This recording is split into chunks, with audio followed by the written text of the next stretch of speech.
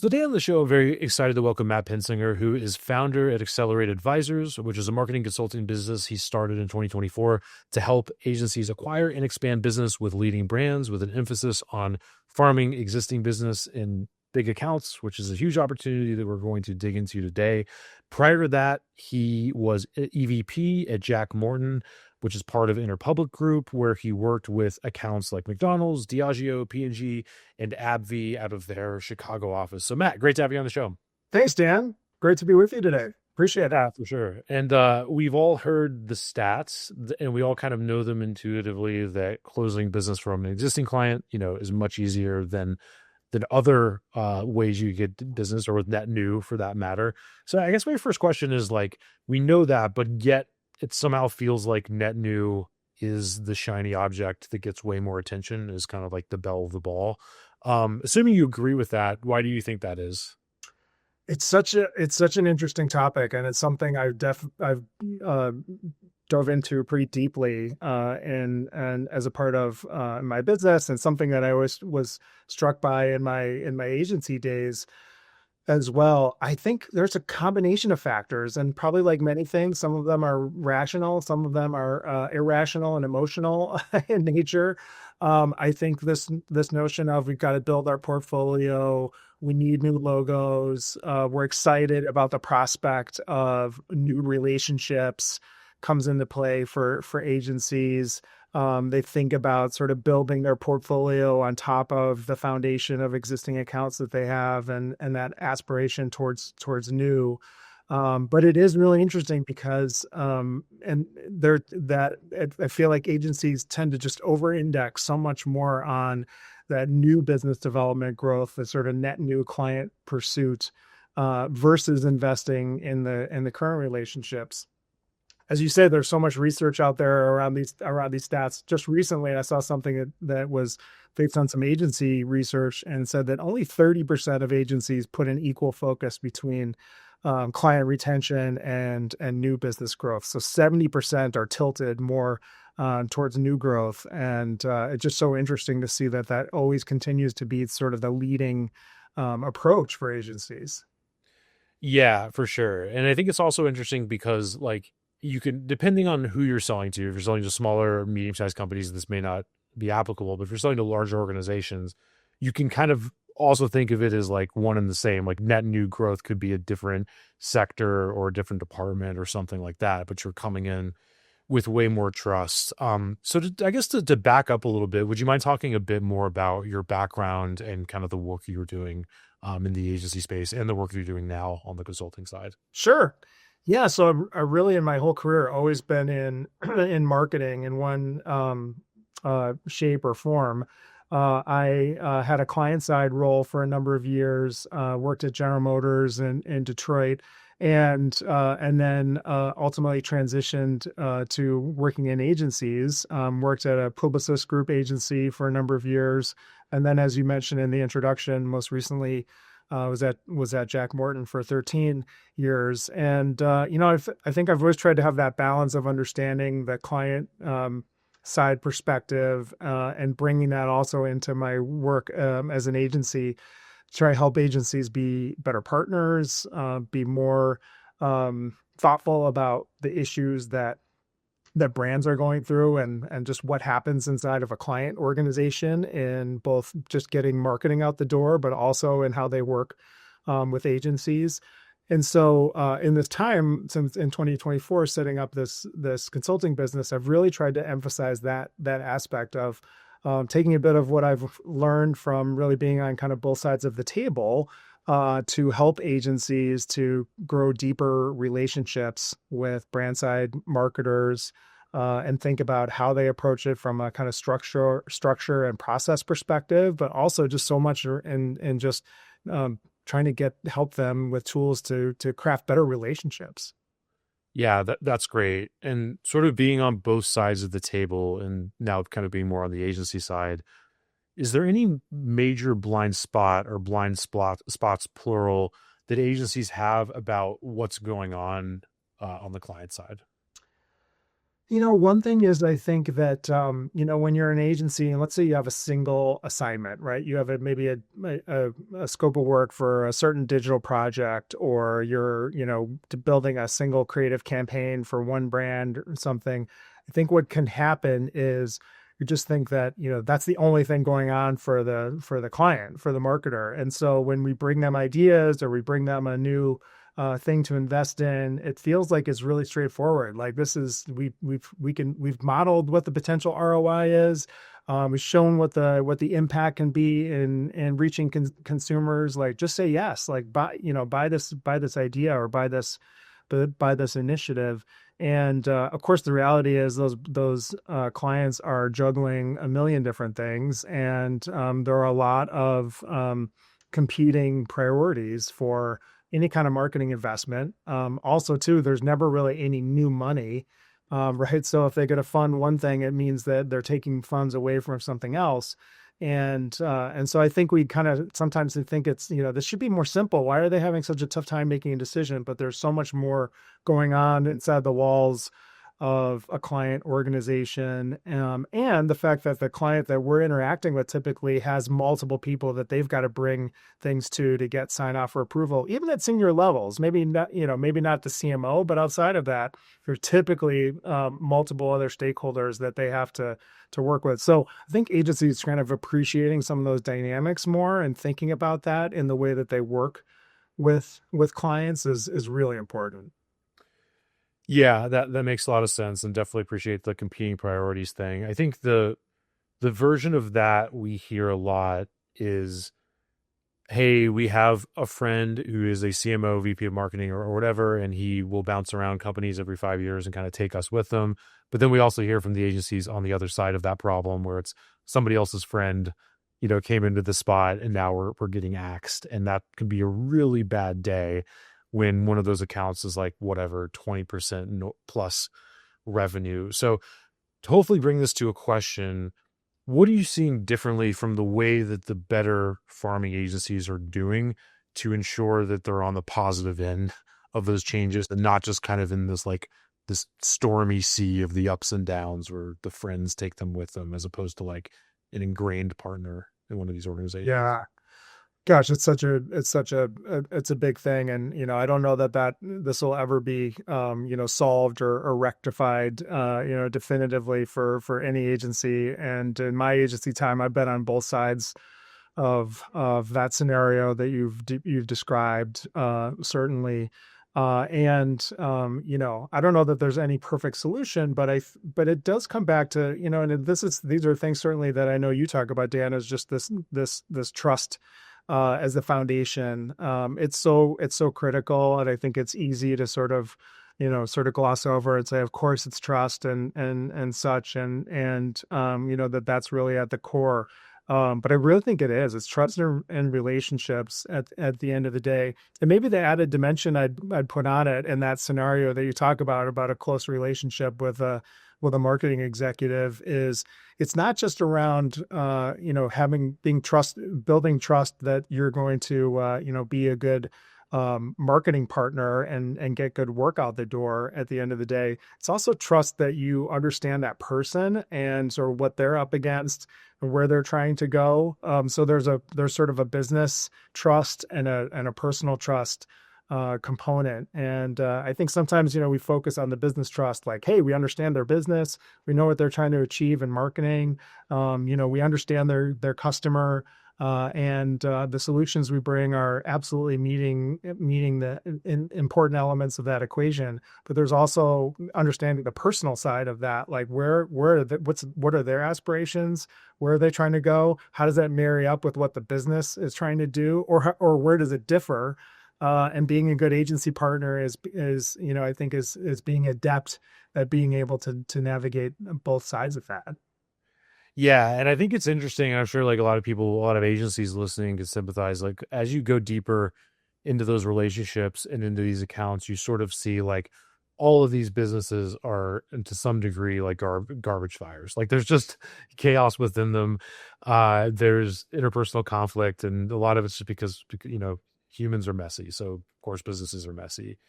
So hopefully you can bring that to question. I guess I'm wondering, like, the agencies that are farming business really well, like how are they what are they doing to uncover personal aspirations better and segue from this kind of basic business problem being solved to something that's deeper and more meaningful? Yeah. Well, one is I think that they're taking the time to get under the hood to really establish knowledge about both the business, the true gist of what's happening in the business, and the stated problems and the unstated problems. They're figuring out or chipping away at figuring out some of the personal dynamics of the players involved, and again, doing a good job at establishing that foundation of understanding where the clients themselves individually are trying to go, or what some of their challenges are. I think an important aspect of that too is you can't do this effectively with really having only one person engaged in the relationship, because it's too hard to navigate all that, right? You're going to be friends with, you build a good relationship with Bob, but then it might be that, Kathleen, like if you can't have the same allegiance with both, or what if there's conflict between those two clients that you have a close relationship with? How do you navigate some of those sensitivities? And what I've found is that I think if you kind of have a team approach where you look at establishing different kinds of relationships and having different people assigned to relationships. So you might have someone more senior in the agency has a really senior executive kind of pairing and relationship. And then you sort of, someone maybe in the creative team is connected to someone in the client organization that's maybe most associated with creative or ideas or production, or things like that. And so you start to kind of get these sort of relationship levels established, which gives you an ability to kind of help to navigate maybe sometimes the political aspects that might be going on, inside of a client organization, because one person can't, be equal parts, trusted partner for all those different stakeholders in a client organization. And, some of that sounds like sort of political navigation. And the truth is that that is the case. You have to have, some of that, but also some of that allows for, trying to put the right minds together that are going to sort of connect in the right way to what the agency can do and the solutions you can provide.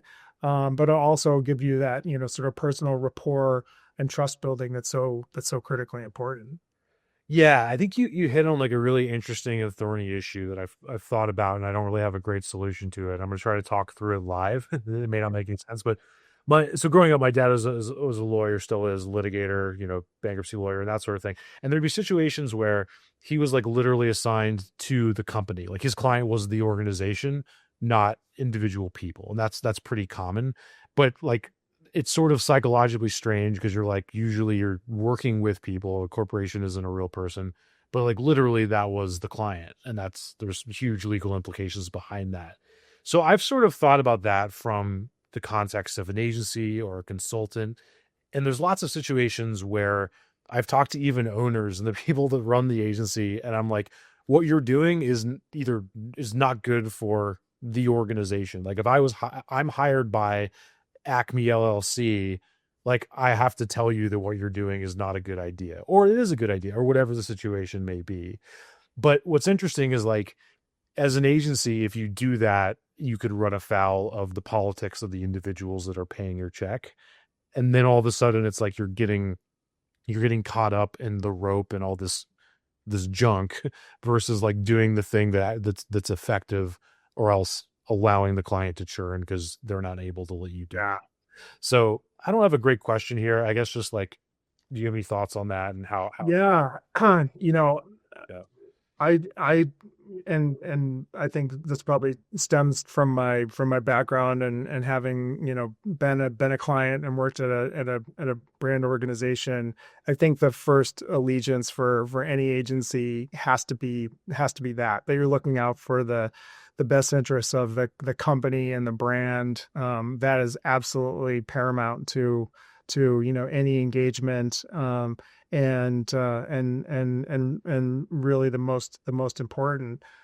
It does get interesting sometimes when you might be working with an individual client whose own personal aspirations, the promotion that they might want to have, and achieve or something, feels like it may be a bit out of sync with that first mission. And that gets tricky. That can get really, really tricky. And, I've heard a lot of agency leaders say that, hey, the most important thing we can do is help our clients get promoted. I do agree that that's true, in many respects. But I guess the caveat I would say is that if that's aligned with supporting the mission and the goals of the company and the given brand or brands that you might be working on. If those things feel like they're out of sync, then I think you really gotta check yourself as an agency. Yes, you might get further maybe in the short term by kind of veering off and supporting an individual situation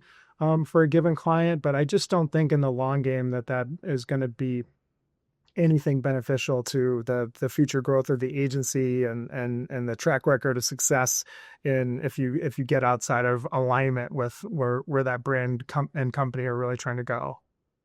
Yeah, for sure. And I think tied to that, you have some great content you posted on LinkedIn about churn. Can you talk about that a little bit and like when churn is a good thing?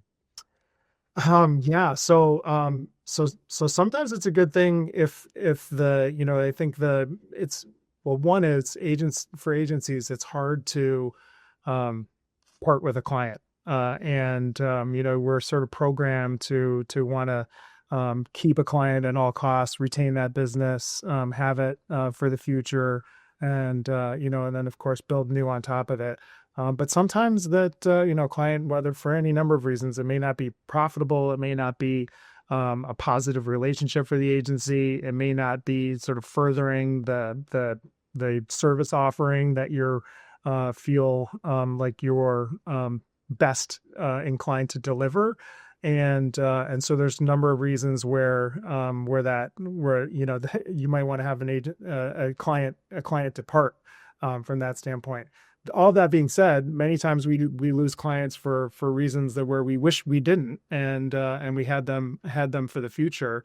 And one thing that I've touched on recently in some content is this notion of win back, and going to past clients where it was a positive relationship. It aligns with the agency positioning and purpose of where you're trying to go, and being able to put campaigns together about retaining sort of lapsed clients where they churn for any one reason or another, and how effective that can be as a growth pillar for an agency. I think oftentimes we look beyond those, and don't think about revisiting our past client portfolio as a source of growth, but it can be tremendously successful and a really robust opportunity to find growth for an agency. That makes sense. Let's dig into that a little bit. Like, what does an effective win back campaign look like to you? Sure. I think the similar to growing existing clients, there's just a shorthand involved with what that can be. That client already knows your agency. They already have some connectivity or rapport. Granted, there might be some turnover and certain key roles that have happened either on the agency side or the client side, but there's some baseline of connectivity that you can harness in an effective approach. So that's just gonna get you there faster, and you can benefit from not starting that learning curve all over again from the beginning. I think you have to go back if you're an agency leader and you're maybe not as familiar with what the past work is. You need to obviously dig into that, understand what was the nature of the relationship, what was successful, what things weren't successful, really being honest with your team around why did this client churn if you don't know that already, and being incredibly brutally honest with yourself about that in the way that you reach out to the client. But then that foundation can be one, showing your commitment to win back that business, and just even telling the client that we're committed to regaining your trust, regaining your business as a client for these reasons, and then starting to sort of put an approach together that you'd customize based on sort of what's different in our agency now. Maybe there's something that's changed with your services that makes you even feel like it's a stronger fit for the client. Maybe there's some new talent in the organization that augments what you had at the time that you worked with that client that is really interesting to share. Maybe you've gotten further experience in their product category or industry that you can bring to the table. And putting kind of a really customized approach together to come back to them in that regard. Yeah, for sure. So that all makes sense. And I kind of want to take stock of the reasons that agencies lose clients, right? And I think that I'm going to try to think through all of them. I think the first is um, good churn, which is a churn because you've successfully completed a project. There's bad churn, which is you've underperformed or have been perceived to underperform. So that's two. There's relationship changes, i.e., your friend leaves the company or somebody else's friend comes to the company. Um, and then there's you letting the client go because they're not a fit for whatever reason. And then there's one that we haven't talked about yet, which is in-housing, right? Where the agency decides we're going to take the service in-house. Can you talk about that a little bit? How do you feel like the in-housing conversation should be had between agency and client? Yeah. First and foremost, I think you have to be open to the conversation and not resistant. And I've seen the agencies really hurt themselves that because they bristled at even the topic right from the first step.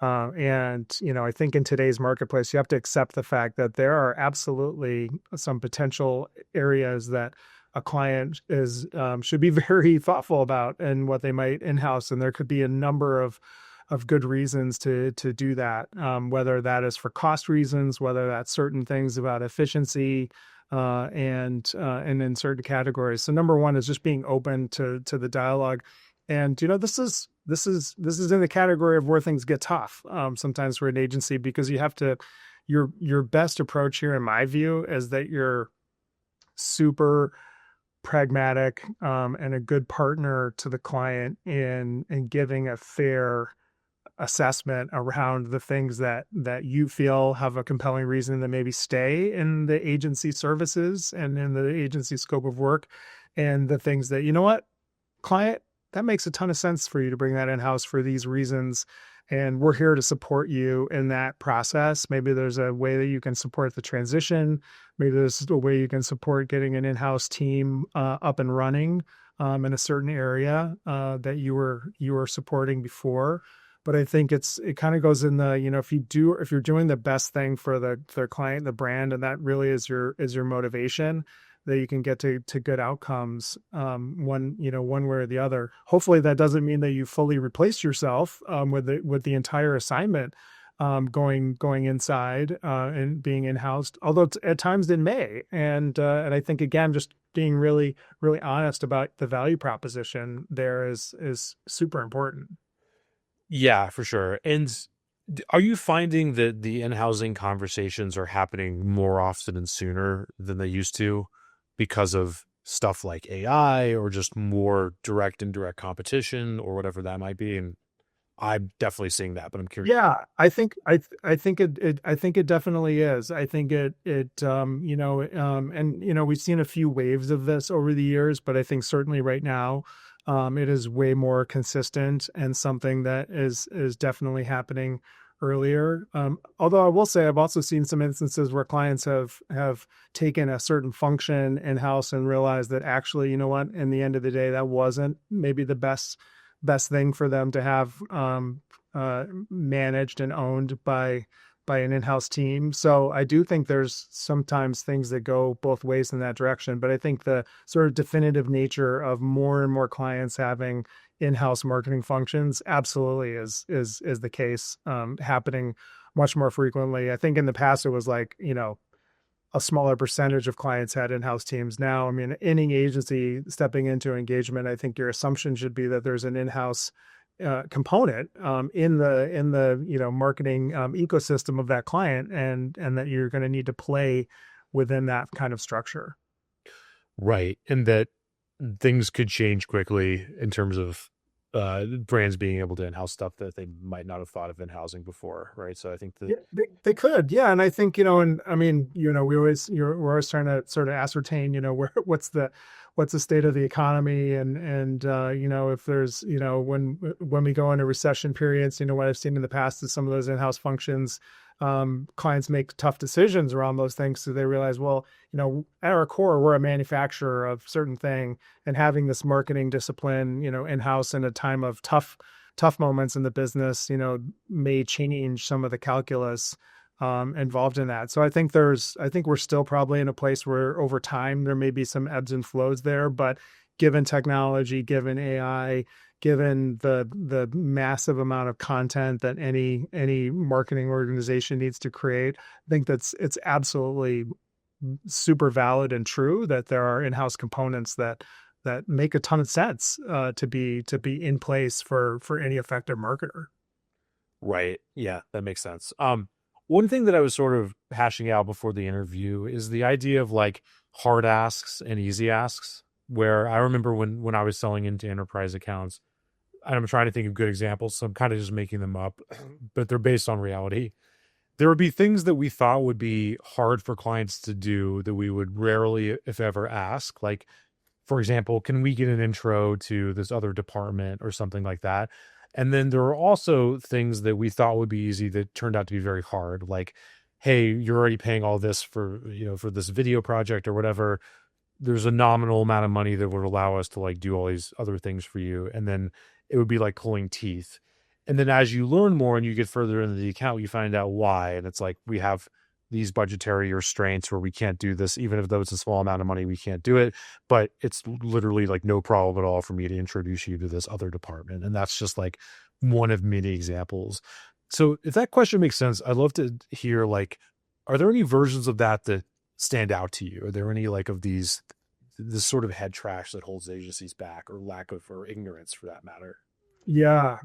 I think to your point, Dan, the sometimes you learn that there's some structural reasons why some of these barriers exist that you would have never assumed, and sometimes those things are really hard or maybe even impossible in a given client to overcome. So part of just building deeper connection and rapport and trust and all of those things, right, is to slowly sort of kind of unpack those things and get to know them a little bit better. So you can have that moment of understanding if requesting that referral to another department is easy or hard, or if that sort of swapping out budget funds for one thing versus another, understanding those dynamics is the case. I think what's interesting today is that it's harder to have sort of some norms around where those things may exist.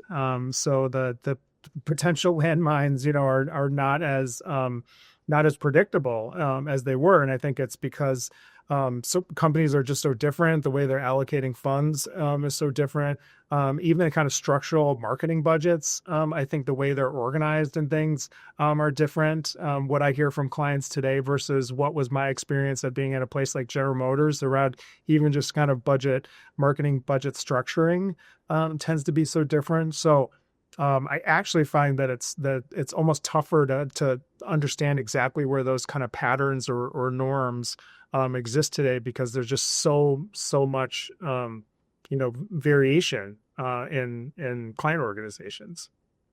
Yeah, that kind of brings me to another question I was thinking about, which is, with that in mind, and as you're kind of dealing with a more complex sales cycle, it may not be with the biggest companies on earth, but with like a larger organization, what are the better agencies doing? How much of their sales process is standardized? And then what percentage or what elements of that are custom each time in your experience? Yeah. I think the best formula is that there's a really strong foundation of a structured approach and process that also supports a significant amount of customization. So I guess it's both.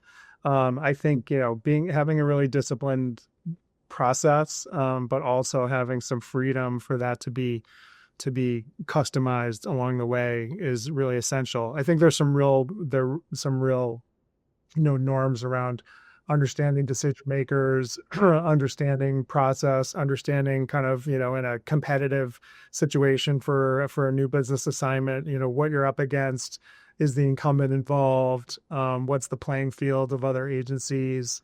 Having budget be stated and known, which I think is really critical, and something that I caution any agency to not to proceed if they don't get some level of investment information. So to me, like those things are kind of the bedrock.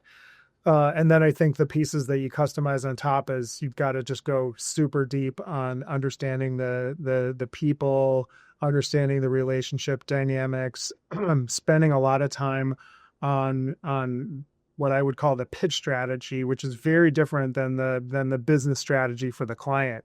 But the pitch strategy for the agency, as far as how are we best positioning ourselves, and given the circumstances, given what the client knows about us, given our capabilities and our sort of honest assessment of where we're good, that part, and spending a lot of time on that is that is the formula for success. Yeah, and from what I've seen in terms of like the so-called pitch strategy, is that the agencies that are doing really well at this are getting more towards like perspective. And it almost reminds me of what a lot of tech companies used to do, which would be like, and it almost becomes like something you could parody where it's like, here's how our social app's going to change the world kind of thing. It's like going a little bit more towards that, where it's like, you might not want to change the world, but it's more like, here's how we think the world is changing. And here's how here's how we see what we do as a microcosm of that. Where I think that if it's just we're going to do the work and we're going to do the work well, that's going to be a lot harder to make work nowadays in a world of robots and globalized workers, right? So I'd love to hear like what are you seeing out there? Yeah. I think that's so true. I don't think you can really, I think it's so hard to differentiate if you're just saying like, hey, we'll do the work really well and you'll be happy with it, and we'll be effective and we'll be a a good investment of your dollars, or all the sort of pragmatic things that go associated with that. I think you have to bring a point of view, and what you're bringing to the client as far as an idea or solution to their problem has to be grounded into that either that way we see the world, that's different, the way we see your problem that's different, and even when I reflect on my agency days, some of our most successful wins were actually to come into the room and say, we actually don't think that your brief is right, and here's why. You've stated the problem as X and we think it's Y. Now give us a minute and we'll explain ourselves, because we know you had a lot that went into what you stated as the situation, but here's what's different around how we're coming at this, and kind of what we're seeing in the world, what we're seeing from consumers, something as a result. I think you have to be careful, right? You can't force that. You can't create this edgy counter idea, just for the purposes of trying to look different. Has to be really, really grounded in something. But I think that comes into being selective about what you pitch. If you don't feel like you have that point of view, you should be really asking yourselves whether that's something to go forward and actually pitch. And it's not there for every situation or every single business or every single industry. But for the ones it is, I think that's where, being really selective in that in that go, no go process for an agency, and being really, really brutally honest with yourself about where you can bring a point of difference and a perspective that may be not what's coming from others is so essential. Yeah, and I love what you're saying. It reminds me of something that I've started doing, and it's worked pretty well. But like, if you're on sales calls and somebody has a perspective that is just you think is just crazy, isn't going to work from running your area of expertise over and over again for years. One thing that I found to work pretty well is you can soften the criticism if you kind of use a proxy, right? So it's like I'll try to come up with an example. I was on a call maybe last week and somebody was like, we're just going to hire a salesperson and they're just going to go off to the races. We're going to give them heavy amount of commissions and everything's going to work out. And digging into it, I'm like, They didn't have any process. It was all kind of just random referrals and that sort of thing. And they thought this person was going to be successful. So in a previous era, I probably would have said, here are all the things that are wrong with what you're about to do. And now what I found to work is saying like, that's fair. Like I was, I've been in conversations about this recently, and here's what I usually say when somebody's going to do it this way. And that, for whatever reason, just like softens it to a level where people can kind of like play the video game in third person and just look at what's going on as opposed to having their ego involved and that sort of thing. Yeah. Yeah. I think that's a great approach. And I think for an agency working with clients, I think that it's it can be similar. There may be times where being a bit more jarring or disruptive has its place, depending on the circumstance. But absolutely, if you're going off of a brief that you've got a good reason, but you know that they got to their assignment for really smart, rational reasons, most likely, and being respectful and appreciating that. So yeah, finding that ground, whether in that the context of talking to a client, might be looking at how another brand sort of pivoted off of they thought the problem was this, but what they sort of learned was it was that, and helping kind of make that transition, but absolutely kind of finding the right way to use a proxy or some other element like that in the way that you sort of show like, hey, we're tuning the wheel on this tuning the dial on this for these reasons, but you kind of, you walk them through it in a way that doesn't, run afoul of anyone's, perspective on their own business and marketing. Right. Because there's a good amount of humility you need, because there's just so much information to be had about what's going on. And there could be some fact that you're missing that will change things. And that's why like people will talk about radical candor, but it's sort of one of these things. It's like, well, it depends on the context, right? It's like, if you just say whatever the hell comes to your mind when you're hungry or irritable or when you don't have all the information, that's not effective, right? And that's like worse than anything. So that all makes sense. I need to shift gears a little bit. You have an interesting post about origin stories and agency origin stories. Can you talk about that a little bit? What they are, how they should be presented, and why they're important? Yeah.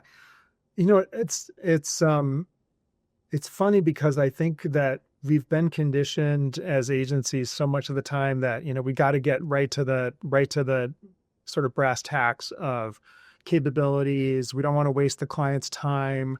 We have to show the relevant case study of, how we solved this issue in QSR, or how we tackled this thing in the wireless category in the past, and sort of get to the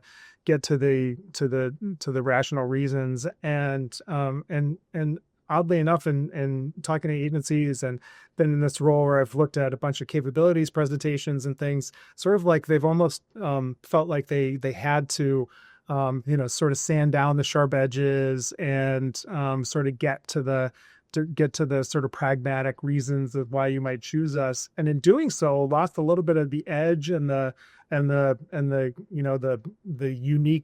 uniqueness and specialness of who they are. So I have this notion of kind of talking about like remembering why we exist. Like, why are we even in this crazy business? If we're in the agency business, we're sick and twisted enough, to subject ourselves to what's and many times a really tough industry, but also something that when you are effective is tremendously rewarding.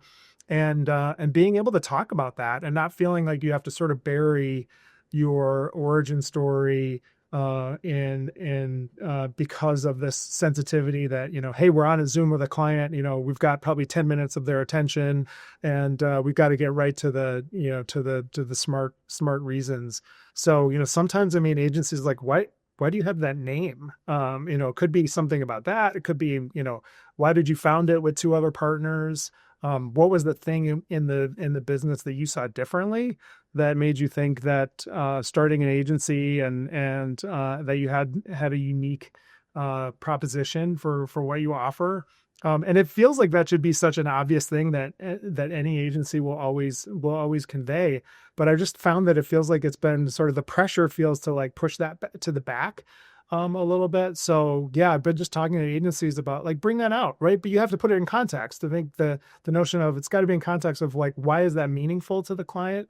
Like why do we care when you were founded, or why do we care what your name is? Yeah, if you've got to connect the dots to what that translates to and what makes you a strong potential business partner to the client. But if you can build that bridge, then you absolutely should talk about some of the uniqueness, and sort of the sharp edges and the weird quirks or things like that, because that is what it's really all about.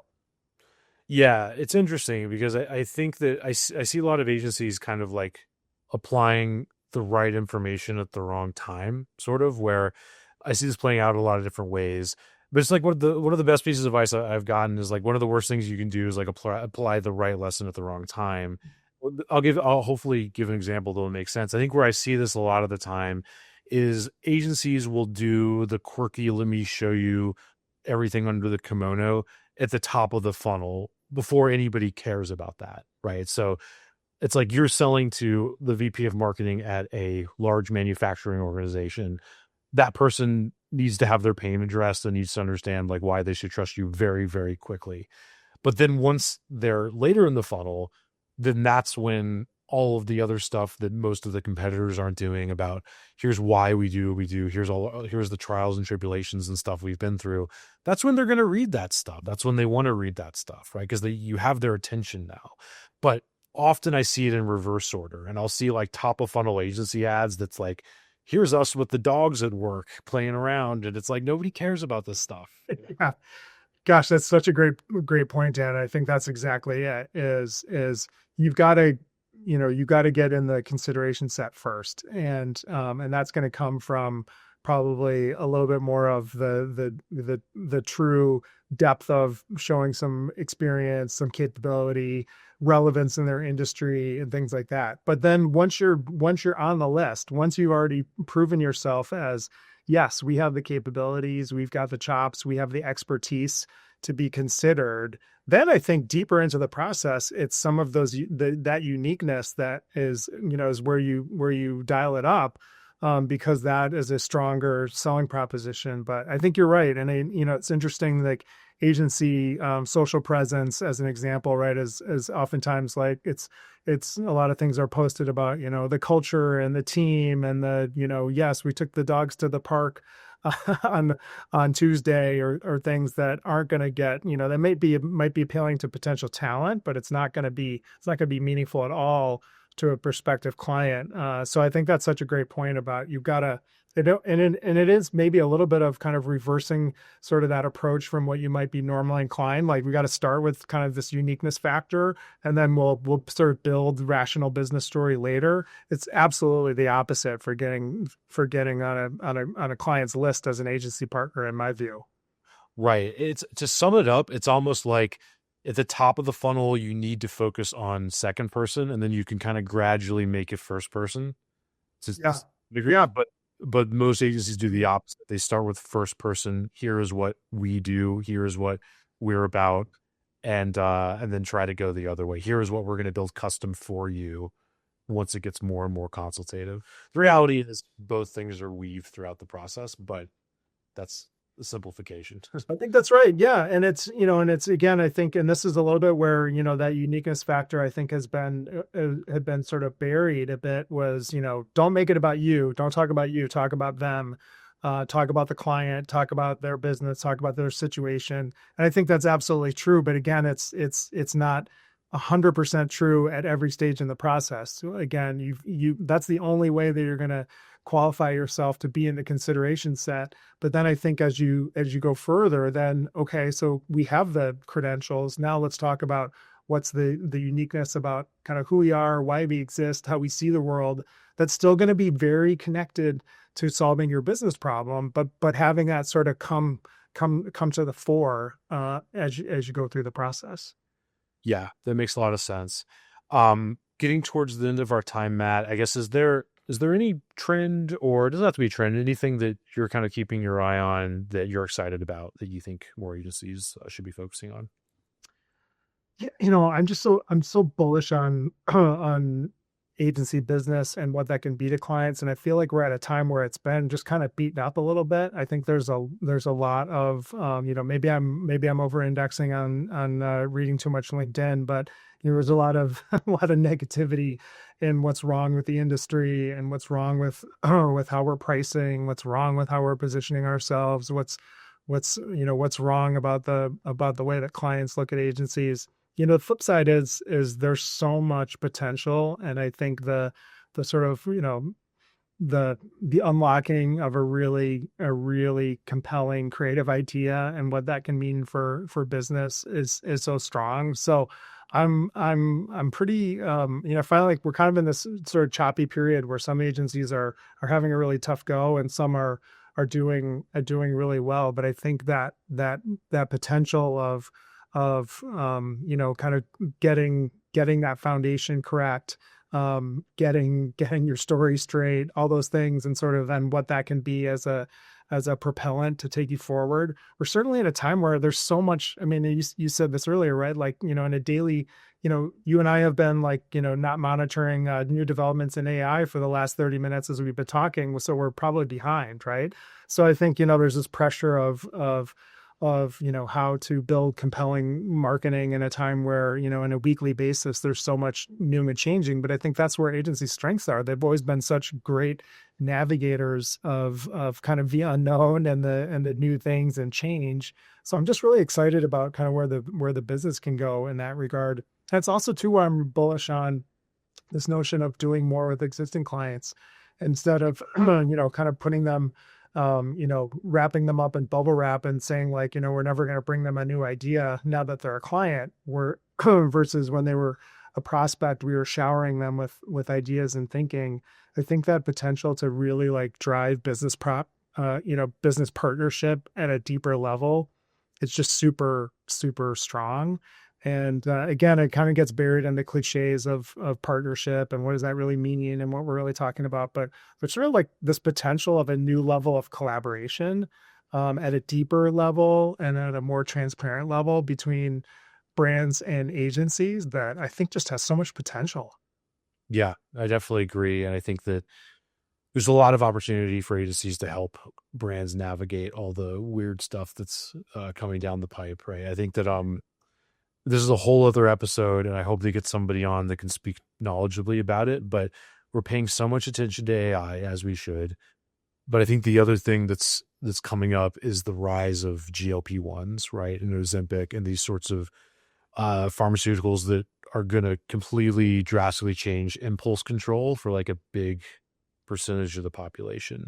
And this isn't just a tinfoil hat theory. Like, there's major companies that are taking steps to account for that, like stadium developers that are changing concession stands to health zones over the next 10, 20 years. So it's going to get strange. Yeah, I think I agree with you. I think having worked pretty extensively in healthcare from an agency perspective, I think that is so true. And it's not just the core products themselves, right? It's to your point. It's not just the GLP-1s. It's all the things that radiate out from that as it relates to just huge industries. So yes, big topic. I'll be looking forward to when you have that on the podcast. Yeah, hopefully before long. Matt, this is so much fun, and hopefully we can do it again. And lastly, where can people go to follow what you're up to and so on? Yeah, LinkedIn is really the best place to reach me. Again, it's Matt Pensinger, and you can find me there. I post a lot of content there. Also have some links to a newsletter and some other things that I'm up to. But would welcome connecting with anyone there. Thanks so much. Awesome. Thanks, Matt. Appreciate it. Thanks, Dan.